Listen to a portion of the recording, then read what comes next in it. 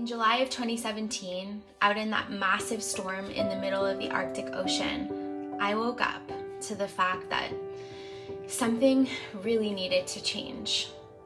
I couldn't hold on any longer.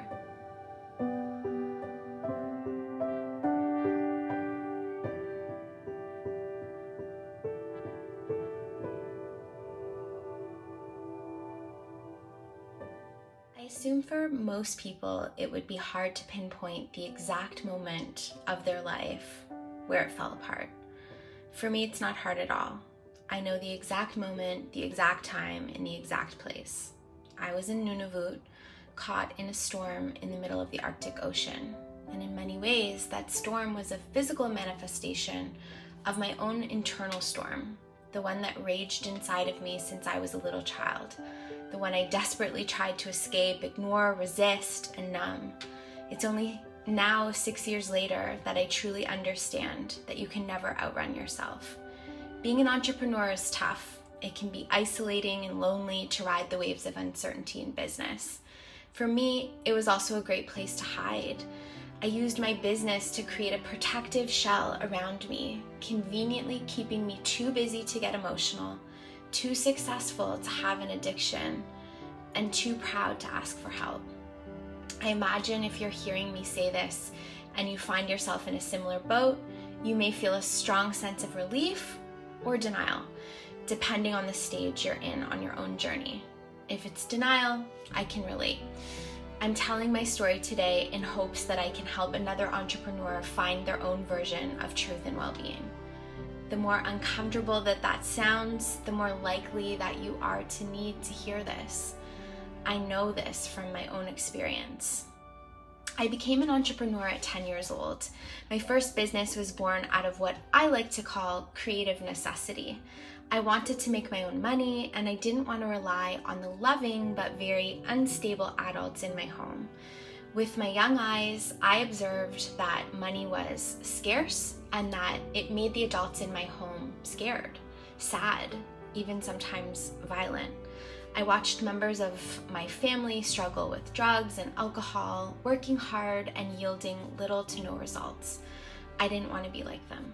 So I started a dog walking business with my best friend and learned early on that I was good at something unique, business. I didn't call myself an entrepreneur back then. It wasn't really a popular path to take, and it certainly was never encouraged in young women. I had no real understanding of what business even was, but I knew that I could talk to anyone, I could sell things I believed in, and I could develop meaningful relationships with my customers and deliver on my promises, and best of all, make money doing something that I considered fun. These were incredibly powerful realizations to have at such a young age, and I wish I could say that by understanding them, it meant that my life was easy or perfect from then on. I wish, but that's not my story. By grade 10, I was a high school dropout, experimenting with drugs, alcohol, living without the regular presence of my family, and dating someone almost double my age. My life had quickly become a mess. The young girl, so creative and talented at business, seemed like a distant memory. Looking back, I see why I wobbled down this path of pain and rebellion. I was overlooked at school, struggling to keep up and dismissed by my teachers. Home life was hard, unpredictable, and often totally chaotic. My creativity, my intuition, my emotional intelligence, my innate business skills were not recognized within the traditional education system. So over a few years, as the bad grades kept rolling in, I started to look for my acknowledgement elsewhere. It was at this time that I realized another special skill that I had acquired: fitting in. I chose to fit in with a crowd that felt broken, just like me. We weren't bad kids, we were hurt and traumatized, and we wanted to express that pain and explore it. I excused my bad behavior as a cry for help. The problem was, no one really seemed to hear it. So at 15, I saved myself. I remember the moment like it was yesterday. The morning was hazy after a night of partying, and I went to the washroom and I caught my own eyes in the mirror. I couldn't look away. I stared deeply into myself and knew something that I could see was something familiar to me. There was a spark in my eyes that was gone. It was like I had become disconnected from my soul, the same way many people in my family had become disconnected. I'd been wearing this badge of the victim so proudly that I had forgotten what the truth was, that I was responsible for my own life. It was that day that I made a commitment to myself to be a better version of me, to try, to attempt. The only path I could see was cutting off my broken friends and trying to finish school and removing hard drugs from my life. So this is the path that I pursued. I replaced my friends with different ones. I got into a different high school in a brand new area, and I traded MDMA and hard drugs for something more harmless and socially acceptable: alcohol. In my mind, I had solved all of my problems.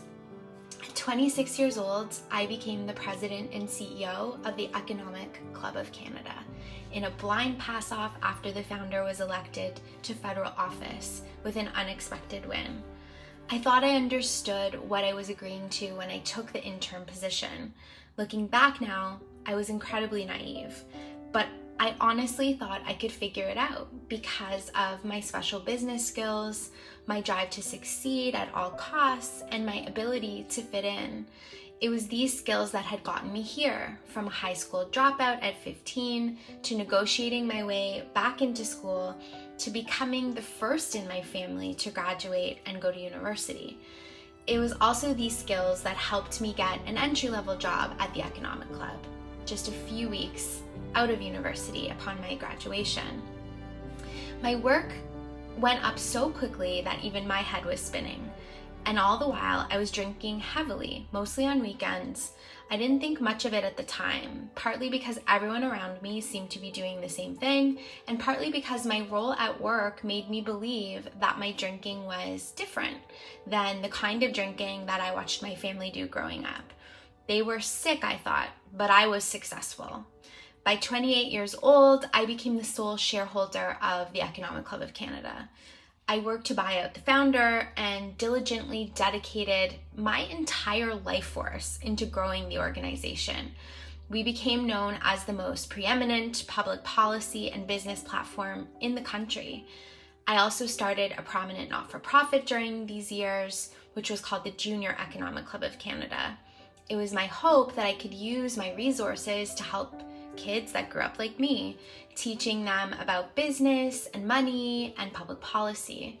From the outside, I had it all. Awards, accolades, a husband, 2 beautiful children, a home that I owned, great friends, and a great staff. I had, by society's definition, made it.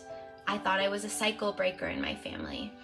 The truth was, I was not really wanting to see a certain part of myself. I kept ignoring the warning signs from my body, and my stress and my drinking increased, pushing through exhaustion, hiding the pattern of financial chaos that I was continually trapped in, refusing to ask for help, and trying to fit in at all costs. This was how I survived. I drank away my anxiety on the weekends, often resulting in total blackouts, not able to remember anything at all. I became addicted to serving others and trying to do so much good that I ignored my own basic needs most days, like eating properly or taking breaks to rest. I told myself that this was what success felt like. This was being a grown-up. This was being responsible. I desperately tried to hold it all together and accept external validation as my only source of worth. At the time, I thought this way of living was my only option. This was the price of entrepreneurship, and alcohol was a supportive friend helping me take the edge off after hard and stressful days. In July of 2017, out in that massive storm in the middle of the Arctic Ocean, I woke up to the fact that something really needed to change. I couldn't hold on any longer. The chaos of the environment unearthed the chaos inside of me. I thought I would die in that moment and accepted that I might.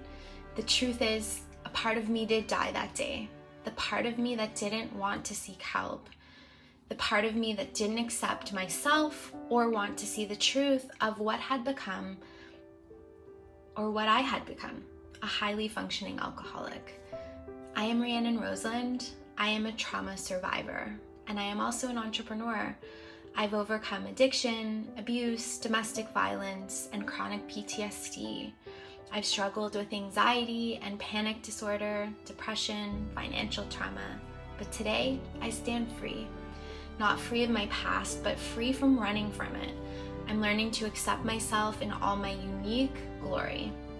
My path towards healing has involved sobriety, therapy, mindfulness and meditation, self-inquiry, silent retreats, energy work, songwriting and art, shadow work, inner child work, EMDR therapy, a divorce, selling the economic club, slowing down, being in nature, apologizing, taking ownership, financial therapy, taking courses to support children of alcoholics, saying no, asking for help, and admitting the truth. When I first realized I needed help, I sought out a therapist and I removed alcohol from my life. To do this, I had to stick to it. I had to change many of the things about my life, including the people that surrounded me. I even had to end a marriage. It took me one day at a time. It was never easy, but today I can honestly say it was worth it. These changes haven't resolved all of my challenges, but they certainly have made them more manageable. I truly love my life. Most days I feel happy being me. My newest business venture, Conscious Economics, is my true passion. It combines my love for healing and my love for business. We help entrepreneurs, artists, business leaders do the real internal work to find true success using modalities of mindfulness, nature, financial therapy, and music. These days, I enjoy working with a small team of people that I truly love and respect. We operate using a 4-day work week, and I really believe I'm more successful now than I ever was before, but I've redefined what that means. For me now, success means feeling my whole range of emotions, taking care of my body, mind, and spirit, enjoying being a mom, and taking things less seriously. Oh, and waiting at least 24 hours before making any life-altering decisions. And best of all, running a business that I love and being a damn good entrepreneur. I hope that you know that I know how overwhelming it is to start this journey to feeling better. So for me, I have a list of some of my favorite accessible resources that have helped me pursue what resonates with you and leave the rest behind. So I started with Headspace, which is an app you can get on your phone. I also have been practicing EMDR therapy and a self-inquiry practice.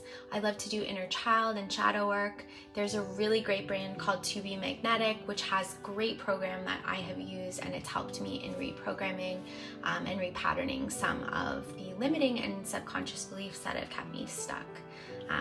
Thanks for listening. I hope that you got something out of this.